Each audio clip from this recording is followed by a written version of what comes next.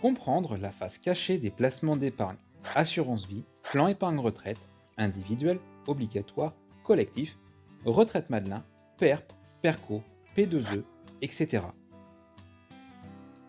Émilie et Antoine souhaitent placer leur économie sur un contrat d'épargne. Ils se trouvent face à une multitude de marques et de produits sur le marché, souvent obscurs. Ils manquent tous les deux de repères et ne savent pas quelle solution est adaptée à leur situation. L'ensemble de ces solutions de placement respecte la même règle. Chaque solution est régie par des lois et des codes. C'est la partie visible de l'iceberg, correspondant grosso modo à 20% du contrat. Les 80% restants, souvent méconnus du grand public, correspondent en fait à placer votre argent sur des supports financiers. C'est la partie immergée de l'iceberg. Nous allons tenter d'apporter de la lumière sur cette partie immergée, qui, finalement, est la plus importante pour tout type de contrat d'épargne. Listons ces supports financiers.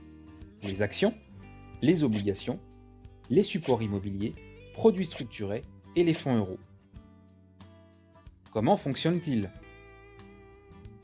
Commençons par les actions. Une action est une part de la propriété d'une entreprise. Elle permet à cette entreprise d'obtenir de l'argent pour développer ses propres activités. En contrepartie, vous possédez des droits sur ses biens et son bénéfice, parfois distribués en dividendes. Les actions sont négociées sur des marchés financiers et sont soumises à l'offre et à la demande. Si je comprends bien, en tant qu'actionnaire, on peut alors gagner beaucoup d'argent si la société est prospère. Et on n'a aucune responsabilité sur ses dettes. En revanche, l'entreprise n'a pas l'obligation de nous verser des dividendes. Par contre, si l'entreprise échoue, on peut perdre tout ou une partie de notre investissement. Poursuivons avec les obligations. Une obligation est une sorte de prêt, où vous prêtez de l'argent à une entreprise ou encore une collectivité. En compensation, vous percevez des intérêts et vous récupérez votre capital au terme de votre engagement. Intéressant. Le principal avantage de ce support est qu'on est quasiment assuré de récupérer notre mise de départ en plus de bénéficier du versement d'intérêts. Mais beaucoup d'obligations restituent les intérêts avec le capital investi uniquement au terme du contrat. Faisons à présent un petit focus sur les supports immobiliers.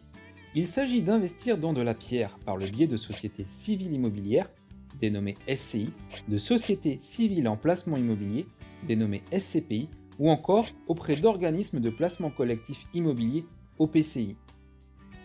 Ces sociétés utilisent votre argent pour financer des biens immobiliers. Vous percevez ainsi une partie des loyers en rémunération. D'accord. Ce type de support permet de gérer et mutualiser les contraintes. On bénéficie d'une gestion professionnelle et de rendements réputés plus stables. Et je ne savais pas qu'acheter des SCPI via un contrat d'épargne est plus abordable que de l'acheter en direct, d'autant que la durée d'engagement est moins longue. Autre support financier, le produit structuré. C'est un outil financier qui combine protection du capital et recherche de performance. Il est souvent émis par une banque ou une compagnie d'assurance et est fabriqué sur mesure pour répondre à des besoins spécifiques.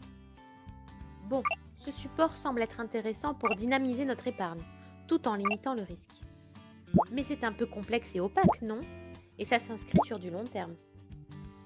Pour finir, parlons du fonds euro. C'était le support de prédilection il y a encore quelques années, notamment dans les assurances vie. Dans le principe, l'assureur utilise votre argent pour le placer majoritairement dans des obligations. L'atout principal de ce support réside dans le fait de garantir votre capital, mais le rendement baisse d'année en année. Regardez l'évolution des taux ces dernières années. Effectivement, c'est de moins en moins intéressant. Et j'imagine qu'il faut être vigilant sur les frais à payer qui viendraient grignoter notre capital. Émilie et Antoine commencent à y voir plus clair. Mais ils ont envie de poser une question supplémentaire. Comment pouvons-nous identifier les supports financiers qui nous correspondent? C'est l'une des questions les plus importantes à se poser. Mon premier conseil est de commencer par évaluer votre profil. Quels sont vos objectifs? Quelle est votre expérience en matière de placement financier? Quel niveau de risque accepteriez-vous de prendre? Etc. Mon deuxième conseil est d'être accompagné de professionnels certifiés, conseillers en investissement financier, réglementés par l'autorité des marchés financiers. La vocation première est de vous protéger. Pour ce faire, ils vous guident dans la diversification et le choix de supports premium, ceci avec une vision objective du marché et de son offre.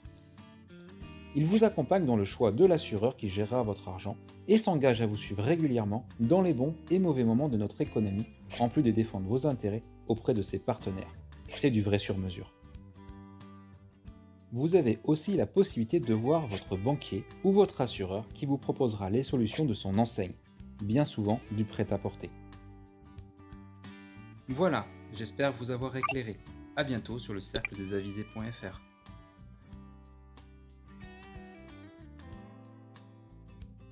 Merci d'avance de vos likes, commentaires et partages.